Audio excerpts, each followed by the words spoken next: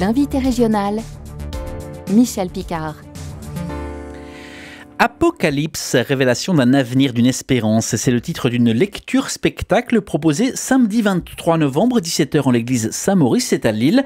Bonjour Annette Loquet-Butry. Bonjour Michel. Merci d'être dans ce studio.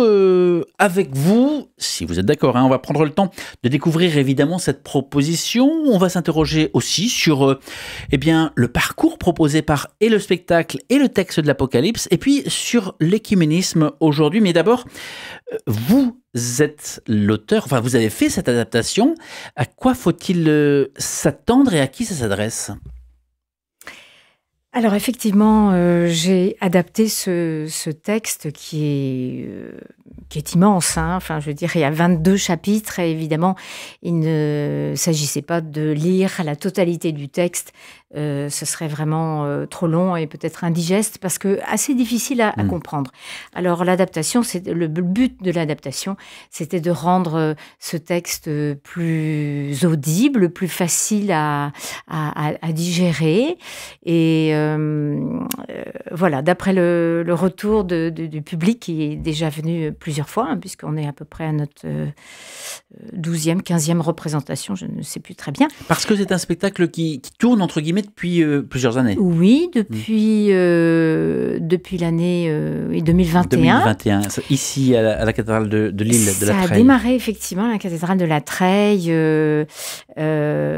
C'est initié par le service de l'unité des chrétiens. Voilà, l'unité des chrétiens, on va y revenir. Mais l'Apocalypse, vous l'avez dit, c'est un texte qui n'est pas évident. Alors, si celles et ceux qui nous écoutent ne sont jamais entrés dedans, c'est un texte effectivement difficile avec des métaphores, des images, des représentations comme par exemple cette femme revêtue du soleil, qui avait la lune sous ses pieds. Comment est-ce qu'on entre dans le texte? Comment absorber cette parole ? Alors, je pense que déjà, il faut se laisser pénétrer de cette parole, je veux dire se laisser faire par ce style qui est vraiment très particulier, très oriental, très imagé. On est là avec des dragons, des anges, du feu. C'est évidemment un petit peu loin de nous, mais il faut voir évidemment au-delà des images ce qu'elles représentent et puis la symbolique. On est aussi dans la symbolique des chiffres. Par exemple, on a les 7 églises, les 7 chandeliers, les 12 apôtres, ça c'est pas une surprise, les quatre animaux qui représentent les 4 points cardinaux. En fait, ça veut dire toute la terre, c'est ça que ça veut dire. Et le chiffre 7, qui est le chiffre de la perfection, c'est un message pour nous qui est que le plan de Dieu est parfait. Alors, voilà. Donc il faut se laisser prendre par cette image. Vous l'avez dit tout à l'heure, les 22 chapitres, ça aurait été long. Combien de temps dure le spectacle ? Oui, le spectacle dure 40 minutes. Donc, voilà, la lecture. Moins d'une heure. Oui, moins d'une heure, sachant que on aura un petit texte explicatif, enfin une petite, on va nous donner des clés de lecture, voilà, pour que les spectateurs puissent. Est-ce que c'est un spectacle visuel, audio? Quel type de spectacle est-ce ?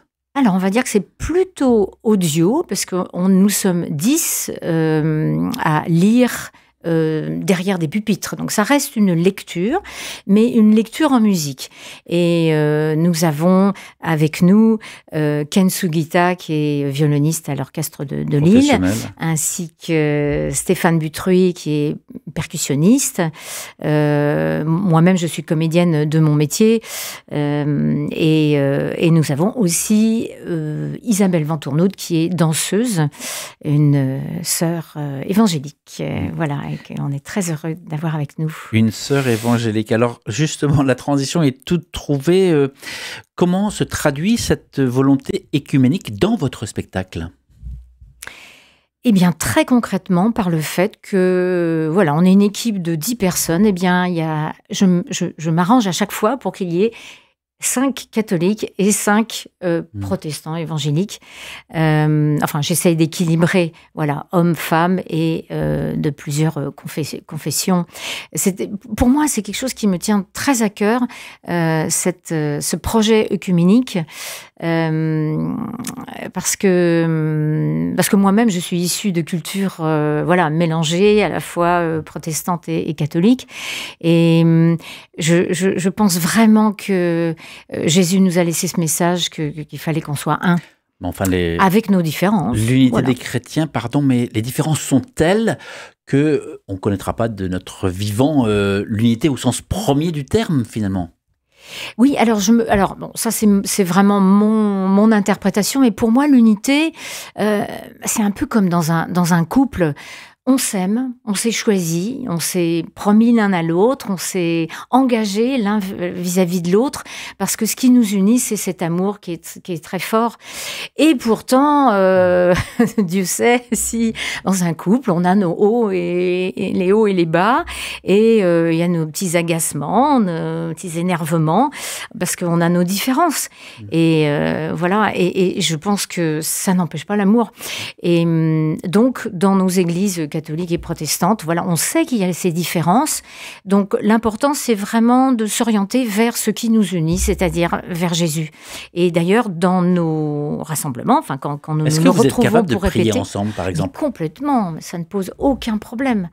Avant chaque répétition, nous prions ensemble, et c'est une vraie joie. On sent vraiment cette fraternité, l'amour de Dieu qui nous unit. Voilà. Donc, Comment est-ce que le choix des mots, parce que c'est vous qui l'avez fait, ce choix des mots, mais aussi la danse, la manière de présenter, la musique, comment est-ce que tous ces éléments sont des portes d'entrée finalement dans ce texte qui est le dernier de la Bible, et c'est pas pour rien qu'il est le dernier, parce que justement, il amène à, non pas ce qu'on pourrait penser Apocalypse, fin du monde, mais Apocalypse, révélation. C'est vrai que ce texte de l'Apocalypse est une porte d'entrée. Oui, parce que il nous décrit la fin des temps, mais ce n'est pas la fin du monde, c'est la fin du temps, puisque nous vivons dans l'ère du temps, gérée par le temps, et nous allons entrer dans l'ère du non-temps, c'est-à-dire de l'éternité, du présent éternel. Peut-être que les anglo-saxons ont choisi une meilleure traduction, oui, je trouve. En parlant de révélation plutôt que... Ça. Voilà. Oui, parce que Apocalypse, c'est vrai que communément, on utilise ce mot-là pour dire synonyme de catastrophe. Et pour moi, ce livre n'est pas une catastrophe. Bien que il y ait dans la partie centrale de ce texte, effectivement, des événements qui sont quand même très dramatiques, parce qu'on assiste à cette lutte entre la lumière et les ténèbres, entre les forces du mal et la force de Dieu. Et cette lutte est d'autant plus explosive qu'elle se révèle dans les derniers temps, parce que il y en a un quand même, le malin, il n'est pas content parce que la victoire a déjà été gagnée par Jésus, par sa mort et sa résurrection. Et évidemment, il va se déchaîner un peu dans les derniers temps. Alors après, chacun interprète comme il veut. Certains disent que ça a déjà commencé. D'autres disent que c'est pour plus tard. Libre à chacun et au Saint-Esprit de nous inspirer. Apocalypse, révélation d'un avenir, d'une espérance. C'est donc le titre de cette lecture spectacle proposé le 23 novembre à l'église Saint-Maurice à Lille. On en parle avec Annette Loquet-Butry, invitée de RCF, à retrouver sur rcf.fr ou sur la page YouTube d'RCF Hauts-de-France. Vous venez de parler du malin, du mal. Vous savez que c'est compliqué aujourd'hui d'oser assumer, parler du malin, du mal. On vous met une étiquette sur le front immédiatement. Alors, j'ai pas de problème de parler du mal, du diable, parce que je le vois, même, hélas, malheureusement, agir. Il suffit d'écouter le JT, le journal télévisé, ouvrir les journaux et de voir comment il se manifeste. Et il se manifeste à l'extérieur, il se manifeste aussi en nous, quand on sent qu'on a des élans d'égoïsme, d'orgueil, qu'on dit des choses qu'on regrette plus tard. On se dit, ça c'était pas très joli ce que j'ai fait, et oui, c'est la force du mal, mais heureusement notre Seigneur Jésus est victorieux. Mais ce que vous dites, c'est que finalement on joue un match dont on connaît le résultat final. C'est un peu ça. Alors à quoi bon finalement de jouer? Très bonne question. Ah là là, je ne suis pas philosophe, mais chrétienne. Donc ça veut dire que j'ai mis ma confiance en Jésus. Et tout ce que je sais, c'est que Dieu m'aime, Dieu nous aime. Jésus l'a prouvé en donnant sa vie par la mort et par sa résurrection. Et j'ai envie de lui faire confiance. Voilà. Donc cette confiance me dit que je ne peux qu'espérer ce qu'il nous promet, c'est-à-dire cette vie avec lui. Parce que finalement, la vie éternelle, il le dit lui-même, Jésus, dans les évangiles, la vie éternelle est de voir Jésus face à face, voir Dieu, pardon, face à face. Alors on revient à l'Apocalypse, le cœur de cette lecture spectacle, c'est donc un texte qui, a priori, a été écrit par Jean, mais qui ne serait pas forcément Jean l'évangéliste, sur le Patmos, d'ailleurs. Certains disent Jean de Patmos. Enfin, oui. D'ailleurs, l'écriture, franchement, c'est assez clair entre cette écriture de l'Apocalypse et celle des évangiles ou des épîtres, elle est très différente. C'est ça. Alors, c'est le dernier livre du Nouveau Testament, donc le dernier livre de la Bible. Et alors, c'est arrivé à un moment particulier parce qu'il s'agissait en quelque sorte, de rendre compte de l'éternité alors que deux grandes figures venaient d'être exécutées, alors que Pierre et Paul venaient de mourir et que la communauté chrétienne de l'époque était un peu dépourvue. Déstabilisée, oui, ça devait être terrible. Et justement, ce livre a été écrit dans une situation de crise. Et c'est pour ça que je me réfère au père Michel Klein, qui est exégète et qui m'a éclairé sur ça. Il dit que c'est un livre à lire en situation de crise. Et je pense qu'aujourd'hui, on peut dire qu'il vient à propos. Mais est-ce qu'il n'y a pas 1000 interprétations? Est-ce qu'il n'y a pas des interprétations personnelles à chaque finalement lecteur de ce texte? Oui. Est-ce que c'est pas dangereux que chacun puisse interpréter à sa manière un texte qui pourtant est pour tous? Ah, oui. Ah, l'interprétation. Oui, je crois qu'il faut qu'on écoute notre cœur et qu'on écoute surtout qu'on se branche sur le Saint-Esprit pour nous éclairer et surtout faire confiance. Même si on a des interprétations différentes, je crois que c'est pas très grave. L'important, c'est la confiance. Pour moi, la foi, c'est la confiance. C'est-à-dire, on a Jésus qui nous promet, c'est dans les derniers chapitres, je ne sais plus si c'est le chapitre 21 ou le chapitre 22, excusez-moi, voici, je fais toutes choses nouvelles. Donc vraiment, on sent que ça va être un monde où, c'est très simple, il poursuit, j'essuie toutes larmes de vos yeux. Des larmes, qu'est-ce qu'on en a ici avec nos soucis, nos problèmes sur Terre? La mort n'est plus, il n'y a plus ni deuil, ni cri, ni douleur. Oui, le monde ancien a disparu.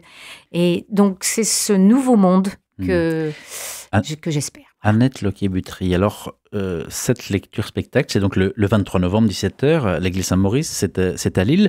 Si certains nous écoutent et se disent leurs bondieuseries sont un peu effrayantes, est-ce que vraiment ça s'adresse à moi? Qu'est-ce que je vais y trouver? Qu'est-ce que vous leur dites? Celles et ceux qui se sentent un peu loin mais se disent pourquoi pas, mais qu'est-ce qui manque? Pour des personnes qui sont en recherche, qui se sentent peut-être un peu loin de l'Église, voire même loin de la foi, parce que c'est pas forcément synonyme. On peut très bien être croyant sans faire partie de l'Église. De toute façon, je pense que ça peut rejoindre tout le monde dans le sens où tout le monde se pose la question de c'est quoi après la mort? On est tous confrontés à ça. Et venir à cette lecture, c'est y entendre une réponse à cette question. Qu'est-ce qu'il y a après? Et encore une fois, c'est une question de choix, de faire confiance. En cette promesse de Jésus. Et ça pose la question de la place de finalement de la soif spirituelle et la manière d'y répondre dans la vraie vie, entre guillemets, dans la vie professionnelle. Vous êtes actrice. Oui. Est-ce que c'est un milieu dans lequel il y a de la place pour le spirituel? Alors, on voit tous des films, des spectacles, des pièces, etc., où parfois ça semble jouer sur jouer. Est-ce qu'il reste tout de même de la place pour le spirituel? Vous voulez dire dans les spectacles, dans les créations théâtrales, est-ce qu'il y a de la place pour le spirituel? Et puis dans la vie d'un comédien. Dans la vie des comédiens. Ah oui, alors dans la vie d'un comédien, moi je ne vois aucun empêchement d'être à la fois sur scène ou à l'écran, puisque je tourne aussi dans des films. Et être chrétien, être fidèle à c'est un monde Dieu, qui fait à aussi Jésus. de la place pour les personnes qui croient. Oui, alors après, c'est des histoires de choix. Hein. Ça m'est arrivé dans ma carrière de devoir refuser certains textes, certaines propositions de travail, parce que ça ne me rejoignait pas dans mon éthique personnelle et mon éthique spirituelle. Dans quel type de production est-ce que vous produisez? Ah, alors aujourd'hui, je suis à la retraite, mais je poursuis un petit peu mon activité artistique par justement cette lecture spectacle de l'Apocalypse, Révélation. Je continue à tourner dans des films. Mais excusez-moi, j'ai perdu le sens de votre question. C'était où est-ce qu'on peut vous voir, en plus de vous voir dans ce spectacle? On va dire... Pour l'instant, là, dans l'actualité, à l'écran, puisqu'il y a un très beau film qui vient de sortir qui s'appelle En fanfare d'Emmanuel Courcol et qui relate, voilà, j'ai un petit rôle dedans, mais bon. Donc, voilà. Pour en revenir... Mais oui. dans les pièces de théâtre, parce que c'est surtout du théâtre que j'ai fait, disons que dans les 20 dernières années, les spectacles dans lesquels j'ai joué ont vraiment été orientés vers quelque chose qui a du sens. Dans les dernières années, je ne pouvais plus être dans une activité théâtrale qui n'ait pas un sens et un message fort. Et d'ailleurs, dernièrement, le dernier spectacle dans lequel j'ai joué était un spectacle qui parlait du respect homme-femme et de l'égalité de droits entre les hommes et les femmes. C'était ma question de la place du spirituel dans justement Combien ça coûte cette lecture spectacle? C'est gratuit. Merci de poser la question. C'est gratuit, ouvert à tous. Alors il y a un chapeau qui circulera à l'issue de la représentation, enfin de la lecture spectacle, pour pouvoir défrayer les 3 professionnels de l'équipe. Eh bien, en tout cas, un grand merci d'avoir pris le temps de venir merci, nous présenter cette lecture, Annette Loquet-Butry, cette lecture spectacle qui a lieu à l'église Saint-Maurice de Lille, samedi 23 à 17h, ouvert, on l'a compris, à tous et toutes, et ça dure une petite heure, même moins d'une heure. Voilà, peu moins d'une heure. Voilà. Merci beaucoup et à très vite. Merci Michel.